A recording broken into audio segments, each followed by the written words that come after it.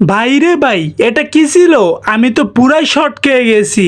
এবার প্রকাশ্যে এলো মেগাস্টার শাকিব খানের বরবাদ মুভির সেকেন্ড লুক, আর সাথে সাথে নেট দুনিয়ায় তুমুল পরিমাণে ভাইরাল হয়েছে।